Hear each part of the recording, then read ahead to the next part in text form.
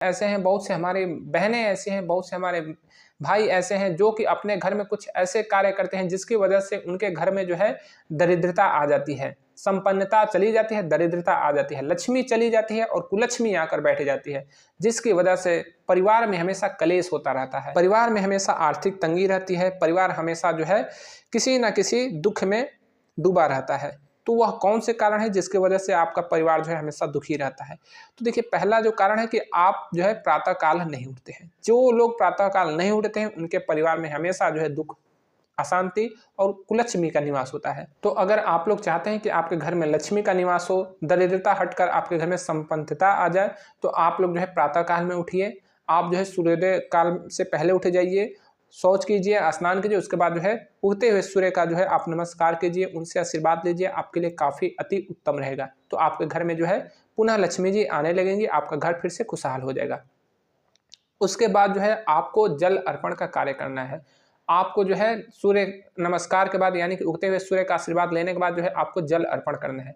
जल अर्पण आप जो है तुलसी के पौधे में या फिर किसी अन्य वृक्ष में भी आप यह जल अर्पण का कार्यक्रम कर सकते हैं। अगर जल अर्पण आपने कर दिया तो जल अर्पण करने से आप जितने भी तुलसी का पौधा खिलेगा या फिर पुष्प में, अगर ये पुष्प के पौधे में अगर जल अर्पण करें तो वह पुष्प का पौधा जितना हरियाली रहेगा आपके घर में भी उतना हरियाली आएगी, आपके घर में भी उतनी प्रसन्नता आएगी।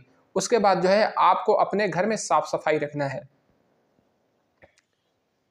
क्योंकि जिसके घर में साफ सफाई नहीं रहता है तो माँ लक्ष्मी जो है दरवाजे से ही निकल जाती हैं, दरवाजे से ही रूठ के चली जाती हैं। वो देखते हैं कि घर में साफ सफाई नहीं है तो वो नहीं जाती है। वहीं जो कुलक्ष्मी होती है उसको जो है गंदगी पसंद होता है, तो वो जहाँ देखती है गंदगी है वहाँ पे वो जाके विराजमान हो जाती है, और जिसके घर में वो विराजमान हो जाएगी एक बार तो फिर उस घर का नाश होना तय हो जाता है। तो आप अपने घर में साफ सफाई रखिए, साफ सफाई बहुत ही अच्छी रखेंगे तो आपके घर में भी लक्ष्मी आएंगे और कुलक्ष्मी हट जाएंगे। तो अपने घर में साफ सफाई रखिए, घर में कूड़ेदान रखिए, अपने बच्चों को बताइए कि हाँ कोई भी कचरा हो उसको कूड़ेदान में ही डालना है, तब आपका घर साफ सफाई से परिपूर्ण रहेगा और माँ लक्ष्मी आप पर कृपा करेगी। उसके बाद जो है आपको अपने घर में हरियाली रखनी है। बहुत से लोग क्या करते हैं कि घर तो बनवा लेते हैं अच्छा खासा, लेकिन घर में हरियाली नहीं रहती है, और जो है घर में आपके हरियाली नहीं रहेगी तो आपके जीवन में भी हरियाली नहीं रहेगी।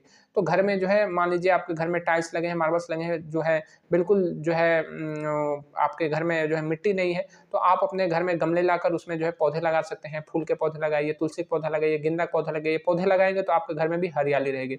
अगर नीचे आपका जगह नहीं है, पूरा फोल्ड आपका घर है, तो आप जो है छत पर गमले में जो है पौधा लगा सकते हैं, तो आपके घर में हरियाली रहेंगे तो आपके लिए बहुत अच्छा रहेगा, आपके भी जीवन में भी हरियाली रहेगा। तो इस तरह से आपको यह कार्य करना है। उसके बाद जो है आपको सुबह उठकर जो है रामचरितमानस का पाठ करना है। रामचरितमानस का पाठ परिवार का कोई भी सदस्य करेगा तो पूरे परिवार के लिए फायदेमंद होगा।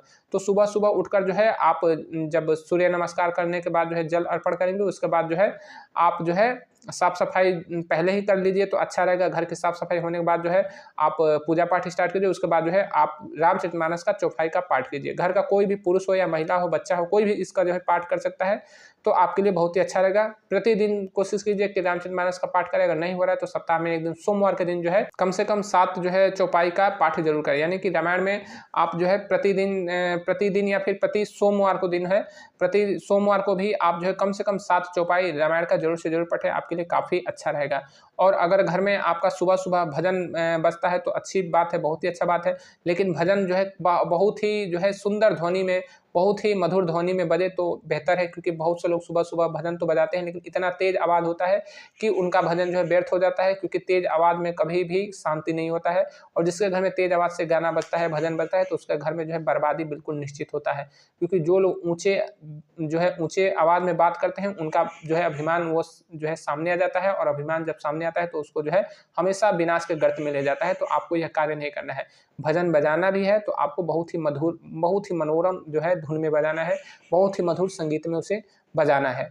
उसके बाद जो है आप अपने बच्चों को सिखाइए चरण स्पर्श। चरण स्पर्श जो है उनको बताइए कि क्या होता है चरण स्पर्श। जो है कि जब वो सुबह उठे तो प्रत्येक अपने से बड़े लोगों का वो चरण स्पर्श करें। उनको जो है चरण स्पर्श का संस्कार दीजिए। अगर आप बचपन में उनको अच्छा संस्कार देंगे तो बुढ़ापे में आपका वो जो है सहारा बनेंगे और आपको जो है अच्छा आपकी लाठी बनेंगे। वरना आप भी जब बूढ़े होंगे तो आपको वो फिर जो है आप लात मार के अपने घर से ही आपको बाहर निकाल देंगे और आपको बहुत ही इसका गलत परिणाम भुगतना पड़ेगा। तो जिसके घर में चरण स्पर्श होता है उसके घर में समझिए हमेशा लक्ष्मी रहती है, हमेशा खुशहाली रहता है। उसके बाद जो है आपको मांसाहार का सेवन नहीं करना है। जिसके परिवार में मांसाहार का सेवन होता है, मदिरा का सेवन होता है, तो उसके परिवार में समझिए राक्षसी यह भोजन है, यह राक्षसी भोजन है, यह राक्षस लोगों का भोजन है। तो जो लोग यह मांसाहार का सेवन करते हैं, मदिरा पीते हैं, वो समझिए वो सब राक्षस होते हैं, और राक्षस के घर में कभी भी शांति नहीं हो सकती। तो उसके घर में हमेशा मार काट मची रहेगी, हमेशा गाली गलौज होती रहेगी, क्योंकि वो लोग मांस का भक्षण कर रहे हैं।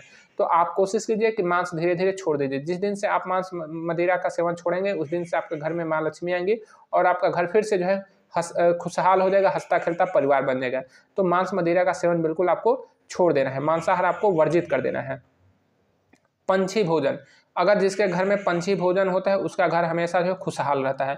तो अगर आपके घर में भी पंछी भोजन जो है होता है, तो आपके घर में खुशहाली रहेगी। अब पंछी भोजन क्या होता है, तो देखिए जब भी आप खाना खाने लगे, तो खाना खाने से पहले अपने भोजन का कुछ अंश जो है गाय को दे दीजिए। अगर घर में गाय नहीं है, तो फिर आप जो है पंछी को दे दीजिए। घर में अगर गाय है तो भी पंछी के लिए निकालिए। पंछी के लिए मतलब कि आप अपने भोजन से कुछ अंश जो है अपने घर में जो पंछी है उनके लिए रख दीजिए। पंछी अगर आपके घर में आ रहे हैं तो अति उत्तम है, नहीं आ रहे हैं तो जो है भोजन रखते जाएंगे तो धीरे धीरे पंछी का आगमन आपके घर में हो जाएगा। और जिसके घर में पंछी आते हैं, उसका घर हमेशा जो है पंछियों की चहचहाहट से धीरे धीरे खुशहालमय हो जाता है।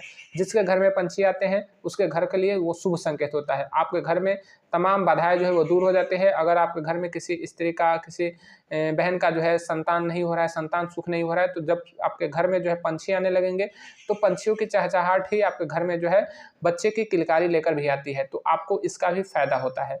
तो जिसके घर में जो है ये सारे कार्य होते हैं, उसके घर में जो है हमेशा खुशहाली रहती है। और जिसके घर में ये सारे कार्य नहीं होते, इसके विपरीत कार्य होते हैं, उसके घर में हमेशा जो है कुलक्ष्मी रहती है, हमेशा जो है निर्धनता बनी रहती है। तो अब आपको जो है फैसला लेना है कि आपके घर में लक्ष्मी आएंगी या फिर कुलक्ष्मी लाना है, या फिर आपके घर में संपन्नता को लाना है या फिर दरिद्रता को लाना है। और भगवान श्री राम, भगवान शंकर आपको सदैव सुखी रखे। जय श्री राम।